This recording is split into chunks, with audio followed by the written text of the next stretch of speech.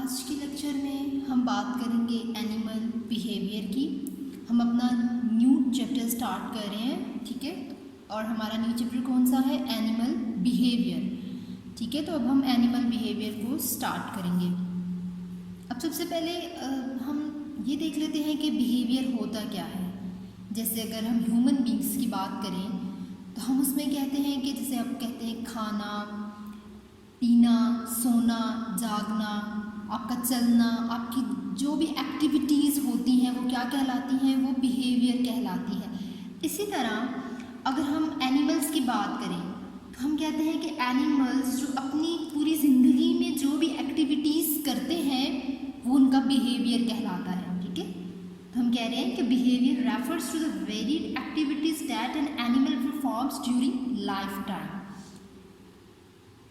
कि बिहेवियर को हम क्या कहते हैं कि कौन सी एक्टिविटीज़, वो एक्टिविटीज़ जो कि एनिमल परफॉर्म करते हैं अपनी पूरी ज़िंदगी में, वो बिहेवियर कहलाता है। Behaviour refers to the varied activities that an animal performs during life time is known as behaviour, ठीक है। अब हम इसकी अगर बुक से डेफिनेशन देख लें, the activities animals performs during their life time are called animal behaviour. तो हम कह रहे हैं कि activities of animals that perform during their lifetime are called animal behavior। अब वो एक्टिविटीज़ कौन सी हो सकती हैं? लोकोमोशन हो सकती है, फीडिंग हो सकती है, उसकी ब्रीडिंग हो सकती है, कैप्चर ऑफ प्रे हो सकता है, उसके अलावा अवॉइडेंस ऑफ प्रीडेटर्स और सोशल बिहेवियर हो सकता है। यानी कि वो लोकोमोशन किस तरह कर रहे हैं, ठीक है, वो खाना किस तरह खाते हैं, उसके अलावा जो है वो ब्रीडिंग कैसे करते हैं, ब्रीडिंग यानी कि कॉर्टशिप बिहेवियर जो होता है। अब कैप्चर ऑफ प्रे के वो अपना शिकार किस तरह हासिल करते हैं, उसके अलावा वो अपने जो है दुश्मन जिस तरह हम कह लें तो वो अपने प्रीडेटर से कैसे बच सकते हैं, ठीक है। और सोशल बिहेवियर में हम कहते हैं कि उनका अपनी सोसाइटी में उनका बिहेवियर बाकी जो एनिमल्स हैं उनके साथ किस तरह का है। तो ये एनिमल बिहेवियर में हम स्टडी करेंगे। कुछ एनिमल्स सिग्नल्स भी सेंड करते हैं, ठीक है। They show response to signals और stimuli, they carry out maintenance behaviour, they make choices and interact with another. अब इसमें हम कहते हैं कि ये सिग्नल्स जो हैं उनको शो करवाते हैं। जैसे कि फॉर एग्जांपल हम बात करें अगर पीकॉक की, तो वो अपने जो पर हैं डिफरेंट उसके कलर्स शो हो रहे होते हैं, तो वो उसको फैला के सिग्नल्स शो कराते हैं जब उन्होंने मेटिंग का काम करना होता है। यानी कि जब उसने अपनी कोई एक मेल है, हम मेल पीकॉक की बात करें, उसे अगर फीमेल चूज़ करनी है तो वो उन अपने इस डिस्प्ले की मदद से अपनी जो फीमेल है वो चूज़ कर लेता है, ठीक है। तो ये इनका एक बिहेवियर है, इसको हम कहते हैं कि ये इसका कॉर्टशिप बिहेवियर है। तो वो सिग्नल्स देता है। या उसके अलावा जो है अक्सर आपने सुना होगा कि जो है एनिमल समटाइम्स ऐसा होता है कि उन बहुत आवाज़ें दे रहे होते हैं, तो वो जो आवाज़ उनकी होती है वो भी क्या है, उनका सिग्नल है, वो हमें तो समझ नहीं आ रहा होता, ठीक है। तो वो उनके जो साथी हैं उनको समझ आ जाता है, ठीक है। तो वो मुख्तलिफ जो आवाज़ें होती हैं वो भी एक सिग्नल होता है, ठीक है। एक तो उसका डिस्प्ले सिग्नल हो जाता है, उसके अलावा जो आवाज़ है यानी कि वो बुलाते हैं तो वो भी उनका एक सिग्नल होता है। जैसे अक्सर आप फ्रॉक्स की आवाज़ें सुनते हैं बहुत ज़्यादा, अमूमन तो इतनी नहीं हमें सुनाई देती, लेकिन समटाइम्स बहुत ज़्यादा सुनने को मिलती हैं। तो वो भी वो एक सिग्नल दे रहे होते हैं अपनी फीमेल को चूज़ करने का, ठीक है। ये इनका एक बिहेवियर है। अब इसमें अगर इनके अप्रोचेज़ की बात करें, अब इसमें 4 अप्रोचेज़ हैं एनिमल बिहेवियर की, ठीक है। तो 4 अप्रोचेज़ ऑफ एनिमल बिहेवियर क्या हैं? अब naturalist and philosophers observe animal behaviours for centuries. अब जो नेचुरलिस्ट थे और फिलोसफर्स थे उन्होंने एनिमल बिहेवियर को सेंचुरीज तक ऑब्जर्व किया, but understanding of this behaviour was developed in last century. लेकिन जो इनको बिहेवियर का पता कब चला, वो लास्ट सेंचुरी में इन्होंने अंडरस्टैंड किया है, ठीक है। उससे पहले इन्होंने अंडरस्टैंड नहीं किया था। There are different approaches to study behaviour. अब बहुत ज़्यादा हम अगर इनके अप्रोचेज़ की बात करें तो डिफरेंट अप्रोचेज़ हैं।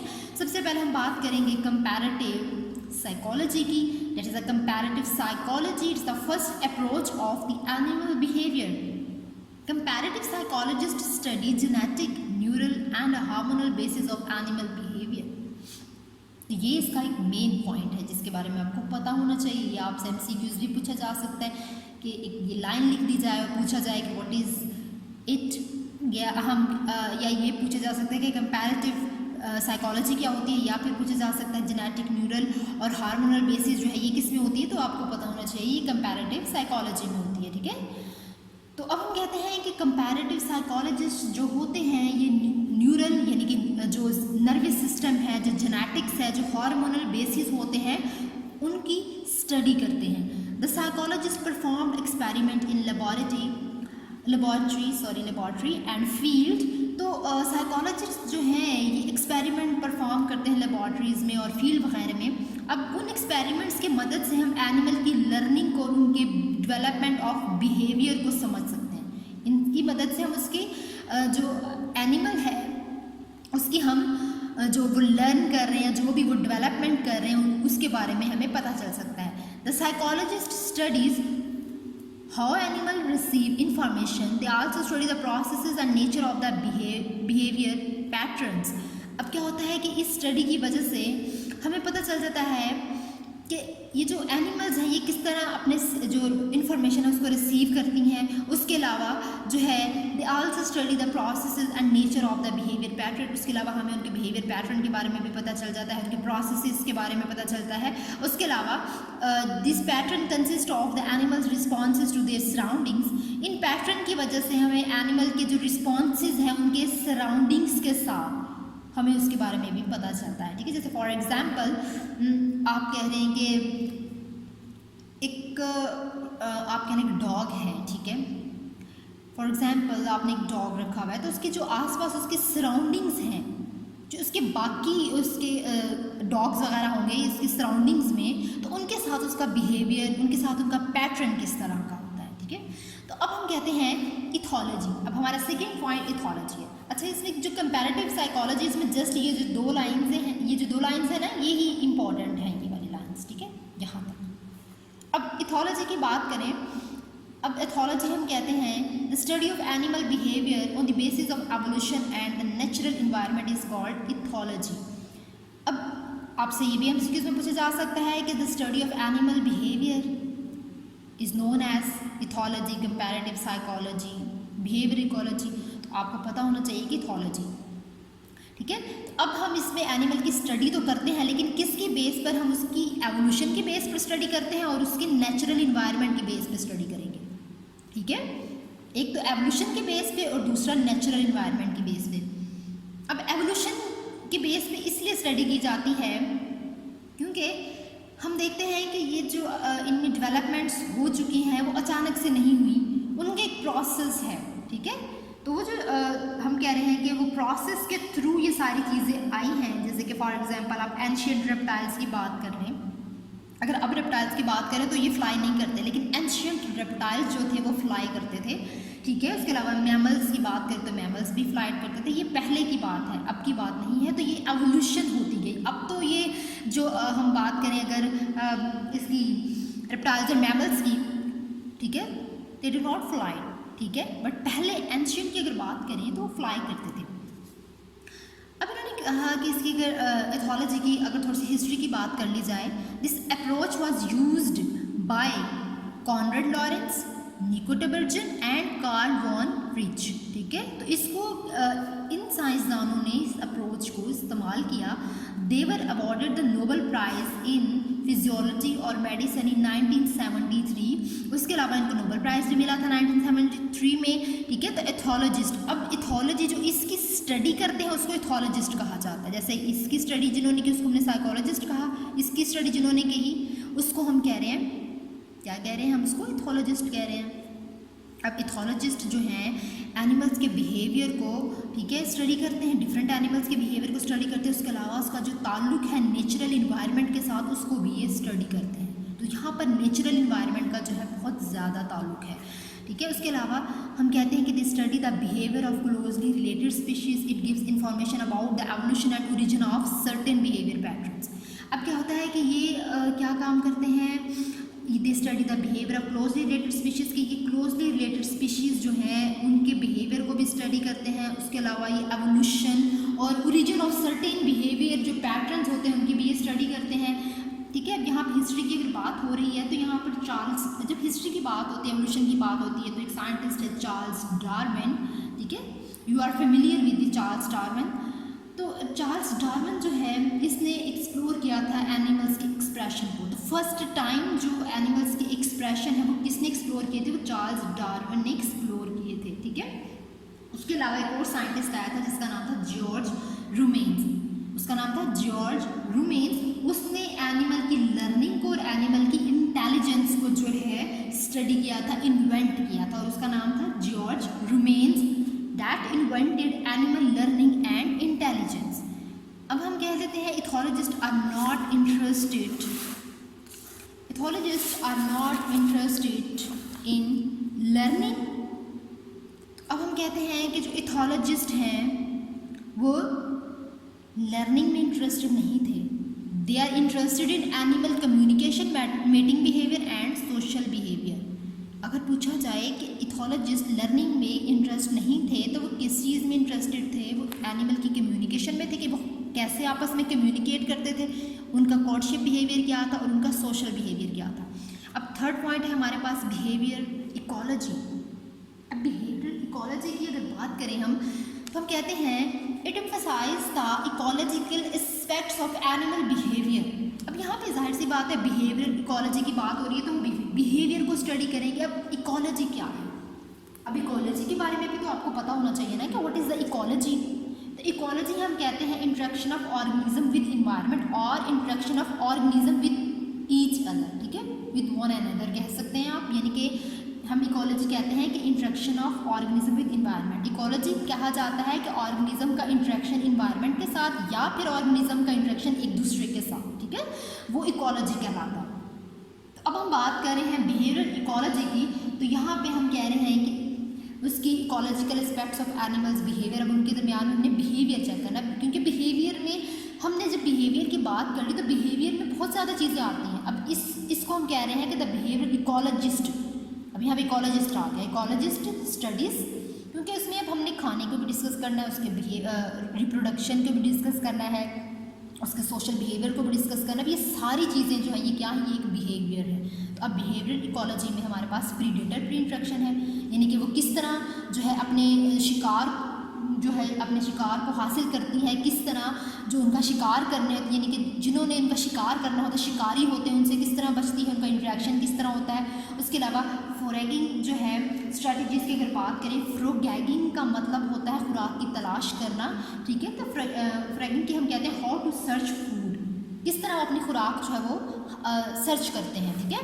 उसके अलावा रिप्रोडक्टिव स्ट्रैटेजीज़ की अगर बात करें तो रिप्रोडक्टिव स्ट्रैटेजीज़ में आता है कि वो किस तरह अपना जो रिप्रोडक्शन का काम करते हैं, ठीक है। तो वो भी मैंने भी आपको जैसे बताया कि वो डिस्प्ले का काम करते हैं, सिग्नल्स देते हैं, ठीक है, तो अपनी मीट तलाश करने के लिए। उसके अलावा हैबिटेट सिलेक्शन में, हैबिटेट का मतलब जहाँ उन्होंने रहना होता है वो किस तरह के इन्वायरमेंट में रहेंगे, किस तरह का जो है उनको इन्वायरमेंट चाहिए रहने के लिए, तो वो हैबिटेट सिलेक्शन में आता है, ठीक है। जैसे कि उन्होंने कहाँ पर अपना नेस्ट बनाना है, कौन सी जगह उनके नेस्ट के लिए सूटेबल है, किस ट्री पर उन्होंने रहना है, तो ये हैबिटेट सिलेक्शन में आता है। Intra specific and inter specific competition क्या होता है? अभी कुछ कंपटीशन होते हैं रिसोर्सेज के लिए, ठीक है, रिसोर्सेज का तो आपको पता ही क्या होते हैं। तो रिसोर्सेज के लिए कुछ कंपटीशन होते हैं। अब इंट्रा स्पेसिफिक में क्या होता है कि same species, intra mean same species, inter mean different species. तो इंट्रा स्पेसिफिक में क्या होता है कि same species compete with each other for resources, and inter specific में क्या होता है कि different species compete with each other for their resources, यानी कि डिफरेंट स्पीशीज़ के दरमियान में भी और एक जैसे स्पीशीज़ के दरमियान में भी रिसोर्सेज के लिए कंपटीशन होता है, ठीक है। इसके अलावा सोशल बिहेवियर की अगर बात कर रहे हैं तो सोशल बिहेवियर में हम कहते हैं कि how two organism behave with each other, ठीक है, कि ऑर्गेनिज्म एक दूसरे के साथ कैसे बिहेव करते हैं। इसमें अब सोशल बिहेवियर में हम अब इसमें बात करें तो यहाँ पर अब आपको इकोलॉजी नहीं मिलेगी, सोशल बिहेवियर में इकोलॉजी नहीं आएगी, एक अलग से सोशल बिहेवियर भी लिखा हुआ है। तो सोशल बिहेवियर की जब हम बात करते हैं तो इसमें इकोलॉजी नहीं आती। इकोलॉजी यानी कि इन्वायरमेंट की हम बात नहीं करें, इसमें हम उनका आपस में ताल्लुक देख रहे हैं। तो सोशल बिहेवियर हम कह रहे हैं the study of the evolution of social behaviour is called sociobiology, कि हम कह रहे हैं कि सोशल बिहेवियर की स्टडी करना हम उसको सोशियोबायोलॉजी कह रहे हैं। It combines many aspects of ethology and behavioural ecology, ये इथोलॉजी और बिहेवियरल इकोलॉजी को कंबाइन करती है, ठीक है। And it emphasise the importance of natural selection, ठीक है, तो ये नेचुरल सिलेक्शन को भी एम्फसाइज करती है। तो सोशल बिहेवियर में हमने देख लिया कि यहाँ पे हम इकोलॉजी की बात नहीं करेंगे, जस्ट इथोलॉजी और बिहेवियर इकोलॉजी है, नॉट इकोलॉजी। इकोलॉजी तो नहीं, सॉरी, इकोलॉजी की जगह हम कहेंगे कि इन्वायरमेंट का जिक्र नहीं कर रहे, ठीक है। इकोलॉजी तो है लेकिन इन्वायरमेंट का जिक्र नहीं करें, क्योंकि हमने इकोलॉजी में कहा है कि या तो इन्वायरमेंट के साथ इंटरेक्शन हो सकता है या स्पीशीज़ का आपस में। तो यहाँ पे हम इन्वायरमेंट की बात नहीं कर रहे, जस्ट हम इथोलॉजी की बात करें, उसके बिहेवियर की बात करें। इसके अलावा उसके सोशल बिहेवियर में हम कह रहे हैं कि ऑर्गेनिज्म कैसे रहते हैं। अक्सर ऑर्गेनिजम्स, एनिमल्स, ऑर्गेनिजम्स नहीं, हम एनिमल्स की बात करें तो एनिमल्स जो है वो ग्रुप्स में रह रहे होते हैं, ठीक है। अब जो ग्रुप्स में रह रहे होते हैं उसमें वो उनका एक लीडर भी होता है, तो वो किस तरह अपने लीडर को सिलेक्ट करते हैं। तो ये सारी चीज़ें जो हैं वो सोशल बिहेवियर में आती हैं, ठीक है। अब यहाँ पे कुछ काजेज़ भी हैं, अभी तो हमने 4 अप्रोचेस पढ़ी, अब उसमें कुछ काजेज़ भी होते हैं। अब एक प्रॉक्सिमेट है और दूसरा अल्टीमेट काज है, 2 काज हैं। अब behavioural scientist want to know why animal do different things, कि एनिमल्स डिफरेंट थिंग्स किस तरह करते हैं। There can be 2 causes of doing different things, 2 चीज। अब डिफरेंट थिंग्स के लिए 2 काज हैं, एक को प्रॉक्सिमेट काज कहा जाता है, एक को अल्टीमेट काज कहा जाता है। अब प्रॉक्सिमेट काज हम बात करें तो क्या होता है, more immediate ecological and physiological cause of behavior are called proximate cause. It includes eating to satisfy hunger. Proximate कहा जाता है सडन को। Proximate हम जो भी चीज़ सडन ऑब्जर्व करते हैं ना उसको proximate कहते हैं, यानी कि आप एकदम से कोई चीज़ आपने ऑब्जर्व कर ली है। जैसे फॉर एग्जांपल हम कहते हैं कि ये अपनी भूख ख़त्म करने के लिए ईटिंग कर रहे हैं, ठीक है। It includes eating to satisfy hunger. अब इसमें क्या होता है कि जैसे फॉर एग्जांपल हम कह लें कि प्रॉक्सिमेट में they focus on the mechanics of behaviour, ठीक है। यहाँ पर हम कह रहे हैं कि वो फोकस कर रहे हैं उसके मैकेनिक्स ऑफ बिहेवियर में, ठीक है। उसके अलावा इसमें इकोलॉजिकल भी आते हैं और फिजियोलॉजिकल काजेस भी आते हैं, ठीक है। इसमें हम सडन की बात करें, यानी कि जो हमें नज़र आ रही है चीज़, जो हमें मैकेनिक्स नज़र आ रहा है उसके अंदर की बात नहीं, जस्ट हमें जो चीज़ नज़र आ रही है कि उसकी भूख को ख़त्म करने के लिए हम उसको खाना दे रहे हैं, तो हमें ये जो चीज़ नज़र आ रही है सडनली वो हम प्रॉक्सिमेट काज कहते हैं। अब अल्टीमेट उसके उल्ट है, अल्टीमेट काज में क्या होता है, ये एक और लेवल है काजेशन का बिहेवियर में, ठीक है। It occurs on the evolutionary time scale. For example, a display attracts a mate. It also increases the chance of passing genetic information to the next generation. अब यहाँ पे तुमने जैसे बात कर ली उसकी भूख की बात कर ली, ठीक है। अब यहाँ पे हम बात कर लेते हैं कि उस खुराक से उसको एडवांटेज क्या मिलेगा। फॉर एग्जाम्पल हम इसी एग्जाम्पल को लेके चले तो हम कहते हैं कि वो जो खाना वो खाएगा उसको एडवांटेज क्या मिलेगा। जैसे फॉर एग्जांपल हम कहते हैं कि अगर आपने फीडिंग का काम करना है, रिप्रोडक्शन का काम करना है, अगर आपने वॉक करनी है तो आपको जो है एनर्जी की ज़रूरत होती है। अगर आपने फ्लाई करना है तो आपको एनर्जी की ज़रूरत होती है। वो एनर्जी कहाँ से मिलती है, वो हमें इस ईटिंग से मिलती है, इस खुराक से मिलती है।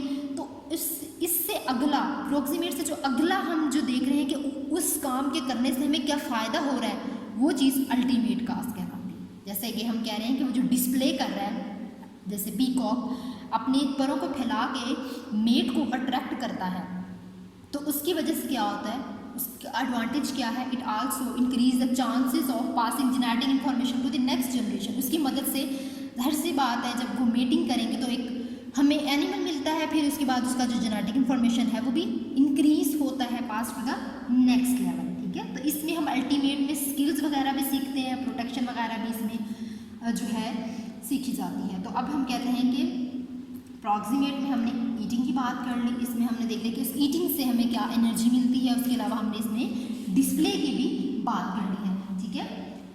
उसके अलावा अगर इसके एक और एग्जांपल मैं आपको बताऊं तो फॉर एग्जांपल जैसे कि हम कहते हैं कि ग्राउंड स्क्विरल की बात करते हैं, जैसे गलहरी होती है, ठीक है। ग्राउंड स्क्विरल की अगर हम बात करें तो इसमें क्या होता है कि वो पहले जब हैचिंग के बाद अगर हम बात कर लें, ठीक है, मतलब अभी वो पैदा हुई है तो उसके बाद वो जो है बिल में रहती है, ठीक है। लेकिन कुछ अरसे बाद उसमें हार्मोनल चेंज होती है तो वो उस बुरो को छोड़ देती है।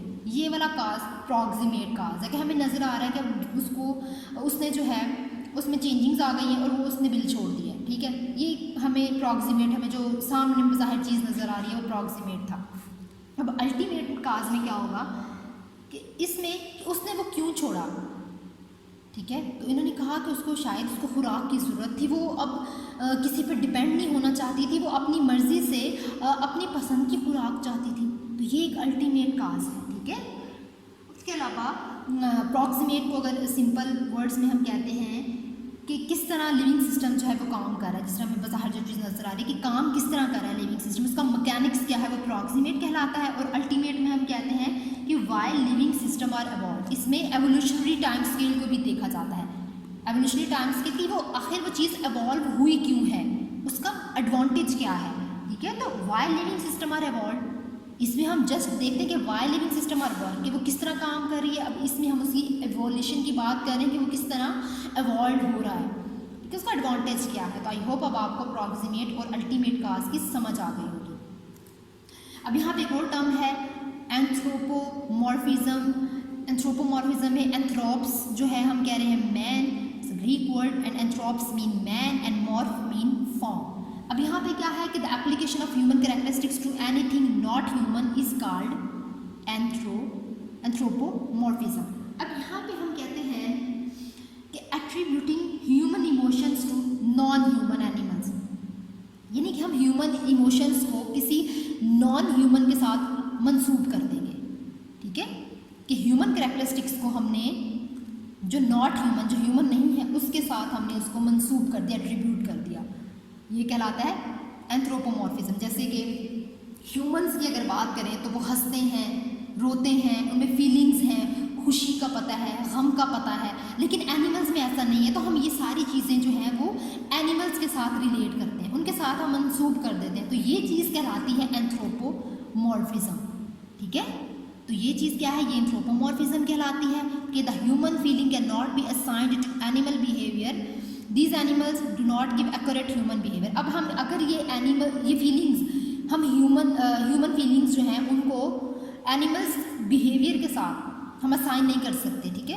अब हम इन्वर्टिब्रेट की अगर बात करें, स्पेशली इन्वर्टिब्रेट की, अब जाहिर सी बात है रोना, जागना, सोना, हंसना, ठीक है, तो ये सारी चीज़ें हम एनिमल्स में, एनिमल बिहेवियर में तो हम नहीं ना ये फील करते, ये फीलिंग्स हम नहीं देखते उनमें, ठीक है। तो हम इनको रिलेट करेंगे क्या उनमें ऐसा होता है, ठीक है। तो ये एंथ्रोपोमॉर्फिज्म है। These animals do not give accurate human behaviour, ये जो इन्वर्टिब्रेट हैं, स्पेशली इन्वर्टिब्रेट की अगर बात करें तो वो एक्यूरेट ह्यूमन बिहेवियर हमें नहीं बताते।